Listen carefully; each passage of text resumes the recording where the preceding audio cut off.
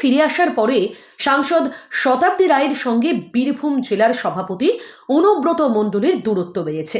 এমনকি তিহার থেকে যখন তিনি ফিরে এলেন, শতাব্দী রায় দেখা করলেন না, দেখা করবে বলেও তিনি আসেননি।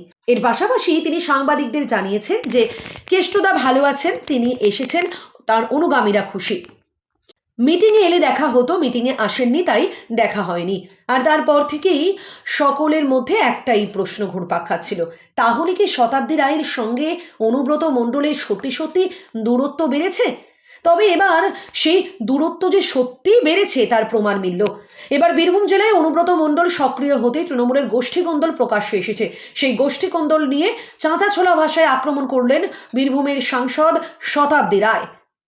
বীরভূমে একটি কর্মসূচিতে যোগ দিয়ে তৃণমূল সাংসদ শতাব্দী রায় অনুব্রত মণ্ডল এবং চন্দ্রনাথ সিনহার অনুগামীদের যে সংঘর্ষ হয়েছে তা নিয়ে প্রশ্ন করা হলে তিনি বলেন, অনেকদিন পর কেষ্টদা ফিরেছে, হয়তো কারোর মধ্যে উচ্ছ্বাস বেশি রয়েছে, কারোর মধ্যে উচ্ছ্বাস কম রয়েছে, অশান্তি হচ্ছে হয়তো, তবে তা মিটে যাবে।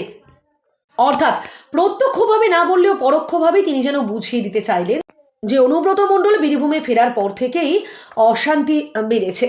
শতাব্দী রায় এদিন আরও বলেছেন, চন্দ্রনাথ আর অনুব্রতর আবার লবি আছে নাকি? এত বছর ধরে তাদের সম্পর্ক খুবই ভালো ছিল, এতদিনে বন্ধুত্বের মধ্যে ঝামেলা হওয়ার কিছু ছিল না, তবে এখন কি বিষয়টি অন্যদিকে মোড় নিচ্ছে? ব্যাস এরপর থেকেই সকলে মনে করতে শুরু করেছেন যে তাহলে অনুব্রত মণ্ডল এবং শতাব্দী রায়ের মধ্যে দ্বন্দ্ব তৈরি হয়েছে। যদিও তা প্রকাশ্যে দেখা যাচ্ছে না, কিন্তু তা বোধহয় ভয়াবহ আকার ধারণ করেছে।